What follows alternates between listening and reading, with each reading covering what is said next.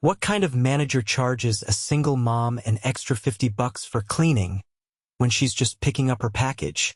Sterling Adams tightened his grip on the steering wheel as his assistant read the complaint out loud.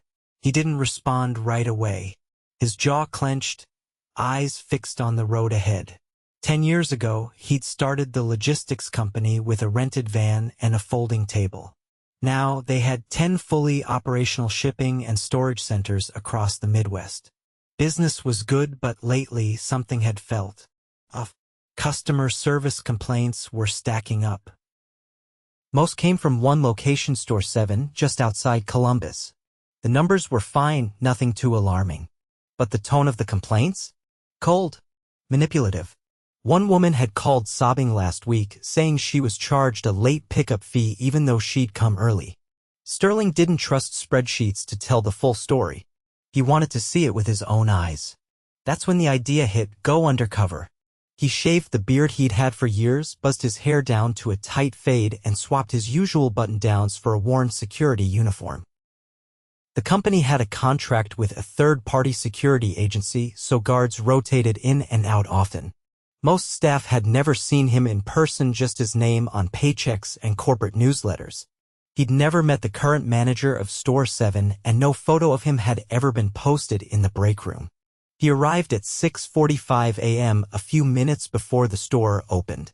The place looked clean enough: plain brick walls, 10 delivery trucks parked out back, and a front desk with a flickering light above it.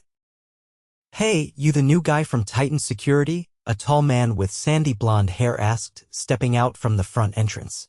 "Yeah. Name's Mike." Sterling extended a hand, voice lower than usual.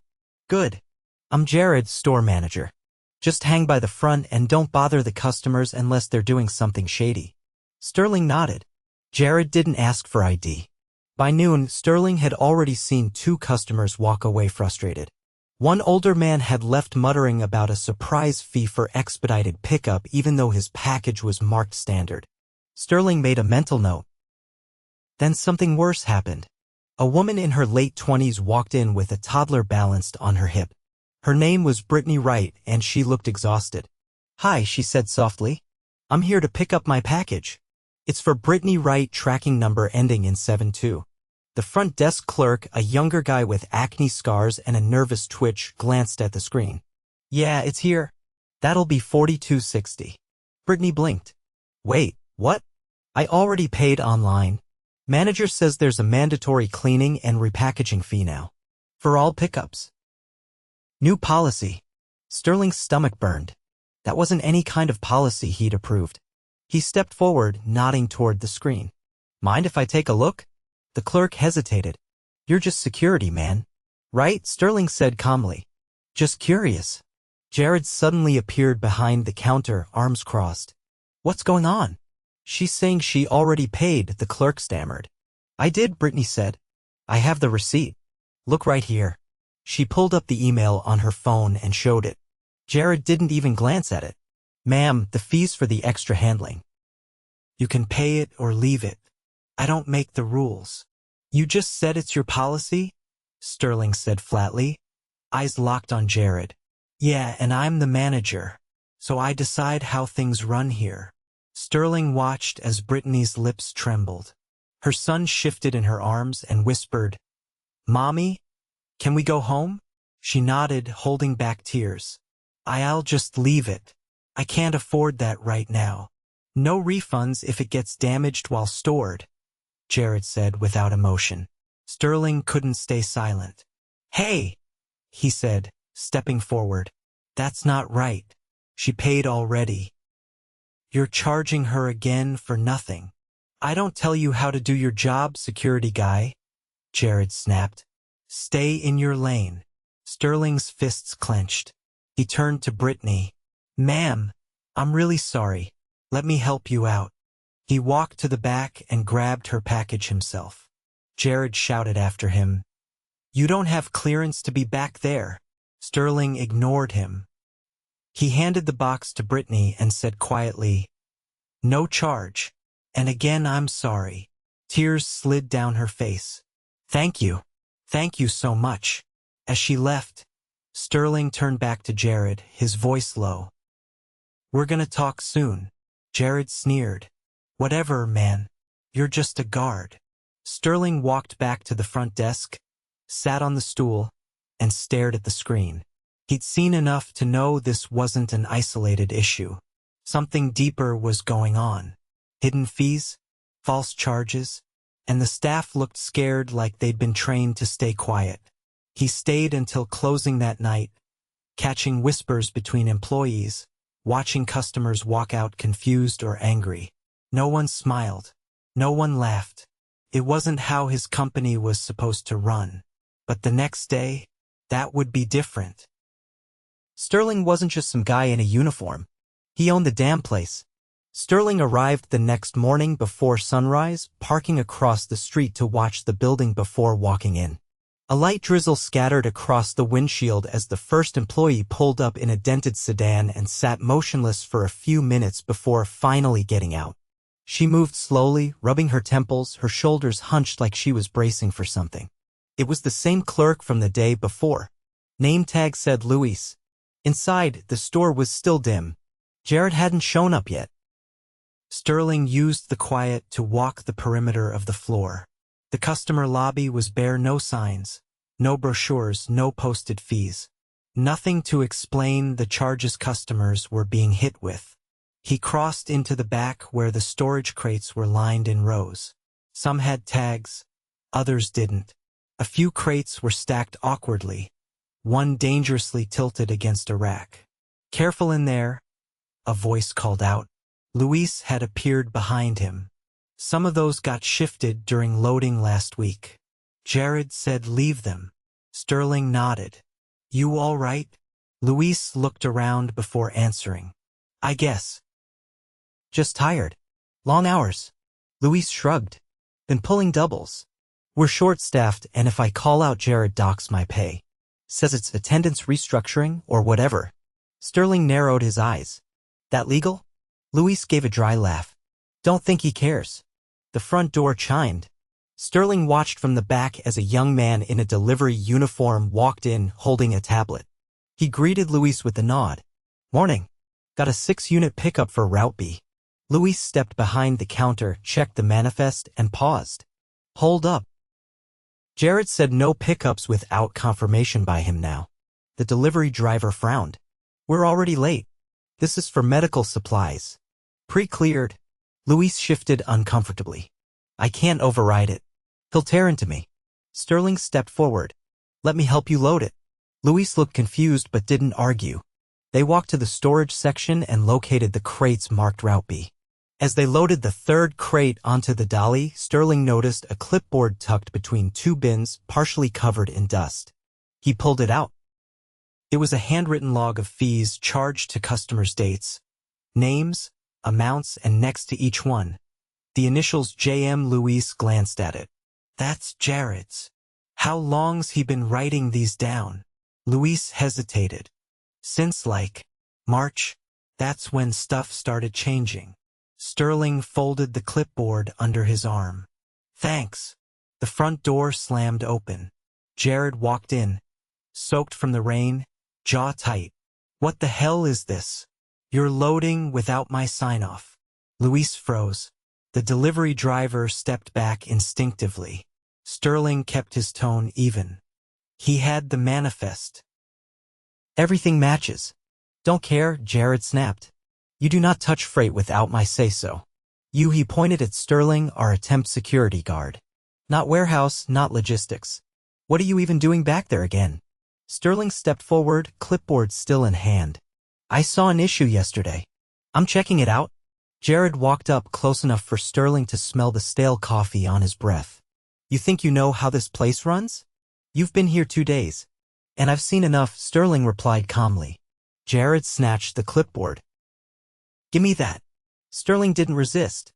He'd already seen what he needed. The rest of the day moved in slow, tense beats. Sterling rotated between the lobby and the back, watching interactions. Jared spent most of the afternoon in the office, door closed. Luis handled both the front desk and the phones alone, each call seeming to weigh heavier than the last. Another employee, a woman named Tanya, came in around noon. She looked pale, her right hand wrapped in gauze. Rough day? Sterling asked as she passed. Busted my hand moving crates last week, she muttered. Didn't take time off, though. Jared said if I did, I'd lose hours next month. Sterling's expression darkened. That legal? She gave a tired smile. You're funny. He followed her path with his eyes. She moved gingerly, favoring her left side, but still went straight to the loading dock. No one offered to help. At 4, a customer came in middle-aged, balding with a cane. His voice was soft but firm. Picking up a shipment for Horizon Tech. Should have been processed yesterday. Luis checked the system. Looks like it's still in the back. I'll grab it. Jared emerged from the office before Luis could move. No, that one's on hold. Excuse me, the man said, confused. Policy change. Tech shipments require premium verification. That's an extra $75. Sterling stepped forward. That's not listed anywhere. And who are you again? Jared snapped. Sterling didn't answer. He turned to the customer. Let me get your package. Luis looked like he wanted to intervene, but Jared shot him a glare. Sterling walked past them both, retrieved the box, and brought it to the counter. Here you go. No charge.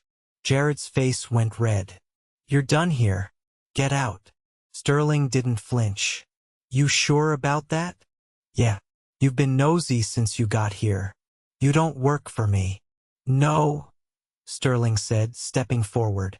You work for me. The room fell silent. Luis's jaw dropped. Tanya turned from the back. Even the customer froze, eyes wide. Jared blinked. What? Sterling pulled a folded ID from his back pocket and placed it on the counter. Sterling Adams. I own this company. The store. All of it. Jared took a step back. You're lying. I'm not. And I've been watching everything you've done. Sterling turned to Luis. You said you were penalized for calling out? Luis nodded slowly. He looked at Tanya. You were pressured to work injured? She nodded too, stunned. Sterling looked back at Jared. I've seen you invent fees, threaten workers, intimidate customers. You've created a culture of fear and dishonesty. You don't understand the pressure I'm under, Jared said, voice rising. This store runs lean. I had to make decisions. Decisions that violated every value this company stands for, Sterling said. Jared's voice shook. You don't know what it's like managing this place. You sit in an office. I built this company from the ground up. I've loaded crates in the snow, driven overnight to meet customers, and paid employees out of my own pocket when cash flow was tight. Don't talk to me about pressure. Jared's mouth opened, but nothing came out. Sterling turned to Luis and Tanya. Go take your breaks. Now. You've earned them. They hesitated, then slowly stepped outside. Sterling faced Jared one last time. Pack your things. You're done. Jared didn't move. I said you're done, Sterling repeated. Jared finally turned, walked to the office, and closed the door behind him. Sterling sat behind the front desk and exhaled. The customer with the cane stepped forward. Thank you, he said quietly. I wasn't going to say anything, but I've been here before. Same kind of treatment. Won't happen again, Sterling said. He stayed until close that night. After Luis and Tanya returned, he sat them down and explained the truth. Neither spoke at first. Then Tanya said so. What now? I'm bringing in HR. We'll audit every charge, refund every unfair fee. I'm also assigning a new regional manager to oversee operations here full-time. Luis looked stunned. You're not shutting us down? Sterling shook his head. No, but I'm going to fix what's broken. They nodded. He turned off the lights that night himself. As he walked to his car, rain still falling lightly, he realized something. There was no spreadsheet, no quarterly report, no email chain that could have ever shown him this. Sometimes the only way to know the truth was to live it. Sterling arrived at Store 7 the next morning just after 6. The sky was still gray and the air smelled like wet asphalt. He didn't park out front this time. He pulled around back and stood by the loading dock in silence, arms crossed, watching the building come alive. Luis arrived first. He looked more alert than the day before but still had dark hollows under his eyes. When he noticed Sterling waiting near the freight entrance, he hesitated. "You're really sticking around?" he asked. "I'm not going anywhere until this place is right." Luis nodded slowly, then unlocked the side door and flipped on the lights. Inside, the fluorescent bulbs hummed to life. The crates and shelving looked the same, but the silence that hung over the space felt different now, like everyone knew something had shifted but didn't know what came next. Tanya came in 20 minutes later, carrying a thermos and wearing a wrist brace. She paused when she saw Sterling already inside. "Morning," she said cautiously. "You still loading with that hand?" She raised an eyebrow. "Didn't have much choice yesterday." "You do today." She set her bag down and leaned against the wall. "If you're serious about fixing this, you'll need more than new rules. People here stopped trusting management months ago. I don't expect trust for free, but I'll earn it."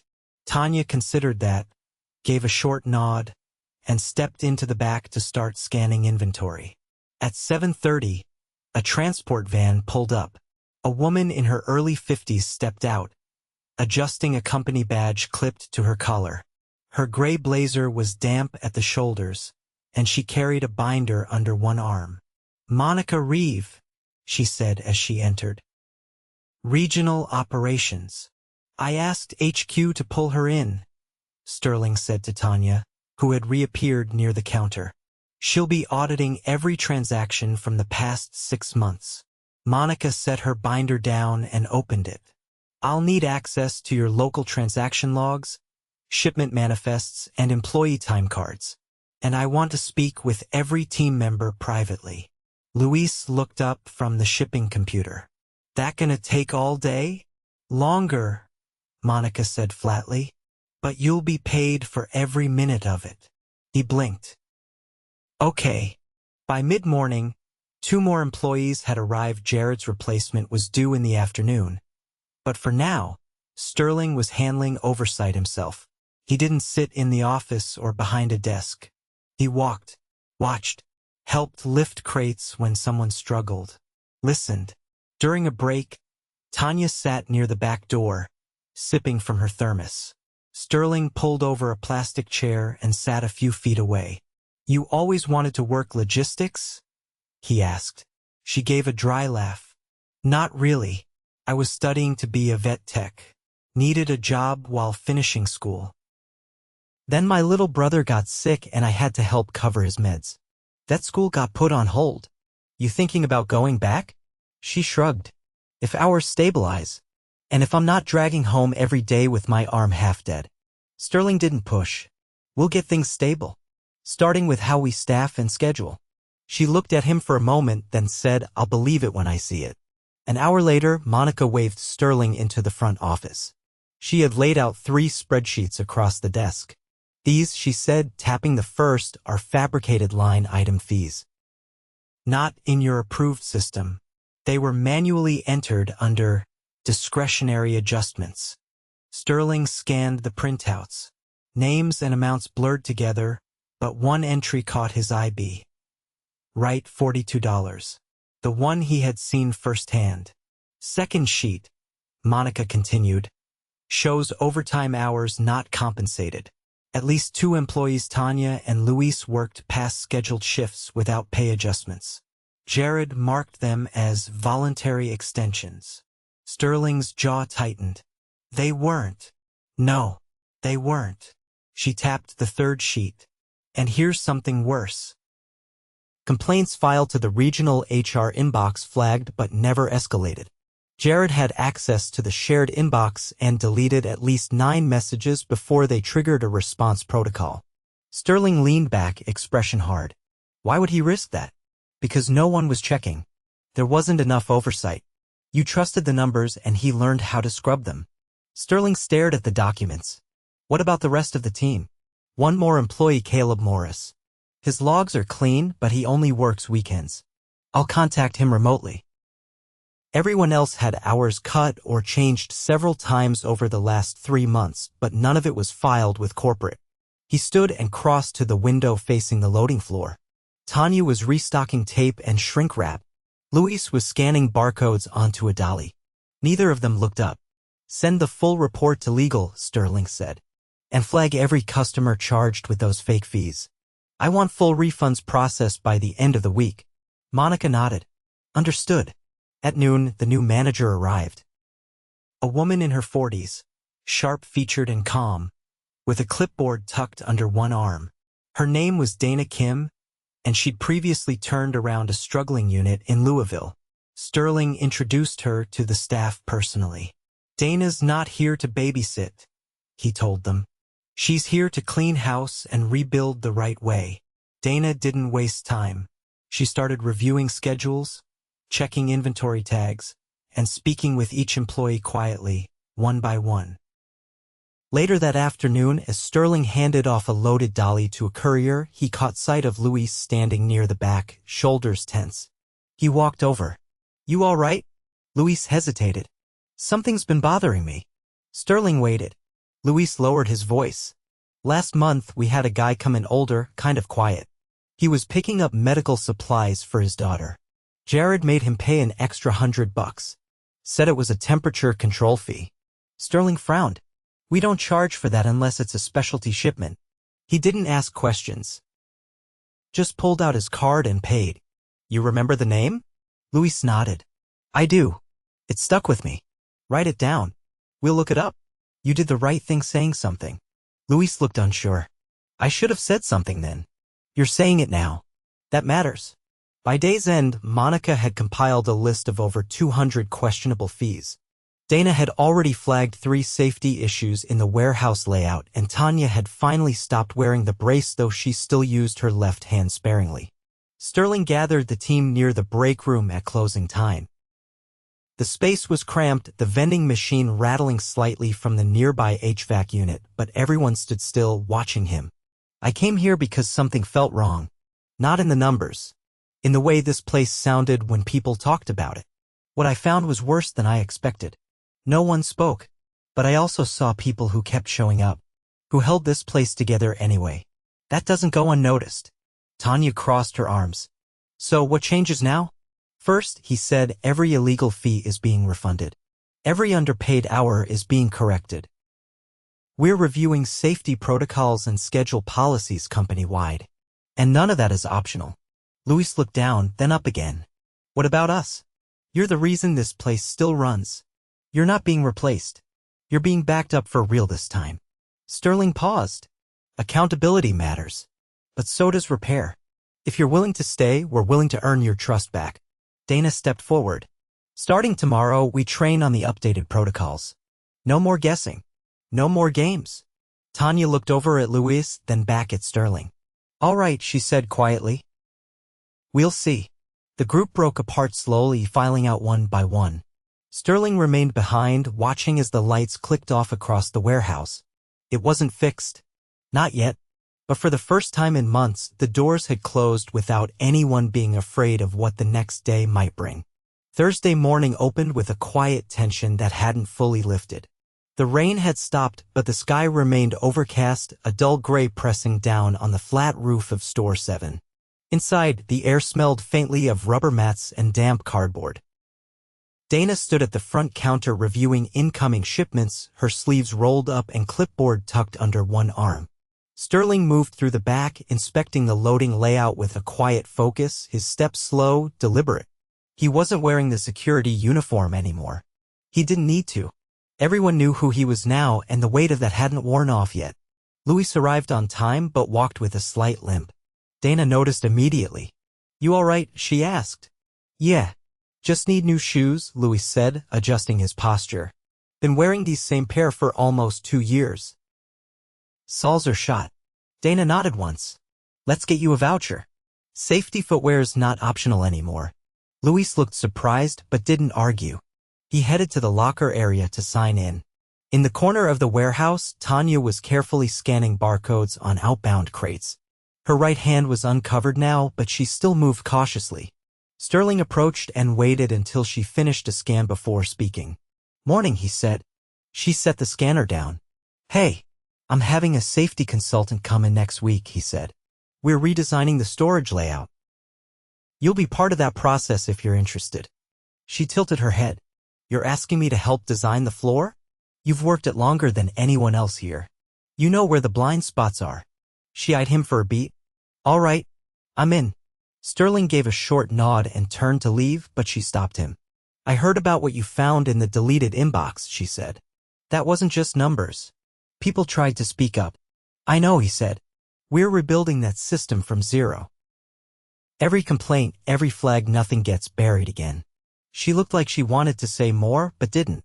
Instead, she returned to scanning, jaw set with quiet determination. By midday, the warehouse filled with the shuffle and clatter of normal operations.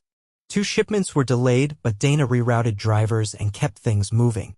Monica had flown back to headquarters, but her audit report had already triggered a formal compliance investigation across all 10 branches.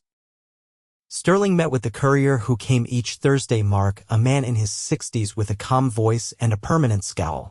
He'd been with the company's external delivery partner for 8 years. He was pulling a dolly toward the exit when Sterling stepped beside him. You've been picking up from Store 7 for a while? Sterling asked. Long enough to know when something's off, Mark said, not looking up. You noticed anything lately? Mark paused and leaned on the dolly handle. Last few months? People were tense. Workers didn't make eye contact. Had one driver say they got accused of scratching a crate that was already damaged. That reported? Didn't go anywhere. He said the manager told him to take it up with corporate, but never gave a contact number. Sterling exhaled through his nose. Thanks. Mark tilted his head. It's better now. Still got cracks, but at least the roof's stopped leaking. He pushed the dolly out the door, leaving Sterling alone near the back gate. At 3, Dana held a team check-in. The 4 employees gathered in the break corner, standing around a folding table. Sterling hung back, arms crossed, listening.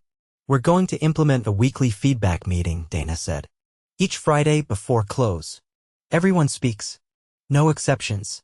If something's wrong, we deal with it, then not next month, not when it's already too late. Luis raised a hand. What if we get pushback from higher up? Like regional? Dana didn't flinch. You won't. You'll have my backing. And his. She nodded toward Sterling. He stepped forward. Policies only matter if people follow them. And that starts with making sure you're heard before there's a crisis. Tanya asked, what happens if another Jared shows up? There won't be another Jared, Sterling said. Because now we're watching. No one responded immediately. Then Caleb, the quiet weekend worker who had joined them for the first time in days, cleared his throat. I kept my head down, he said. Didn't say anything when I saw stuff. Figured it wasn't my place. Sterling met his eyes. It is now. After the meeting, Dana distributed updated safety gear requisition forms. Tanya helped mark damaged shelving areas with bright orange tape. Luis stayed late to finish entering backlog invoices that had been ignored for weeks. Sterling stepped into the now empty manager's office. The blinds were drawn, the walls bare. Jared's old desk had been cleared out, and the only thing left was a cracked keyboard and a faded mug with the company's first logo. He picked it up, turned it over once, then dropped it in the bin. He sat, opened the terminal, and pulled up the company's internal platform. He typed a message titled Lessons from Store 7 and began drafting a memo to every regional and branch manager under his name. He didn't talk about hidden fees or isolated mistakes.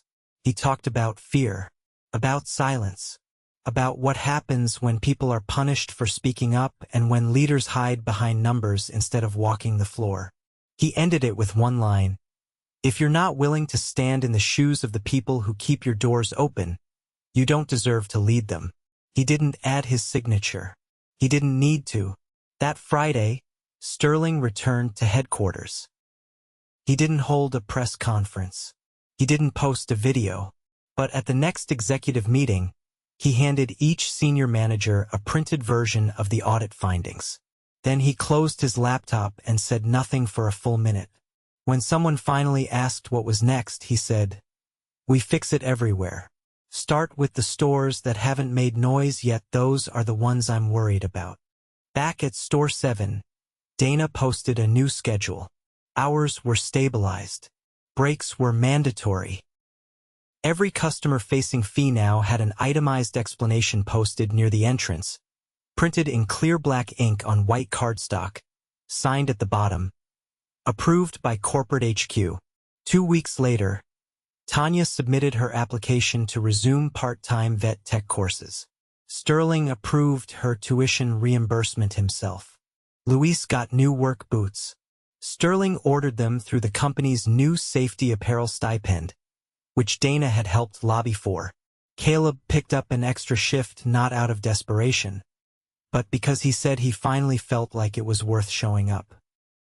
And the older man who'd been charged that fake temperature fee? Sterling called him personally, apologized, refunded him in full, and sent a gift card to cover his daughter's next shipment. The store didn't become perfect overnight.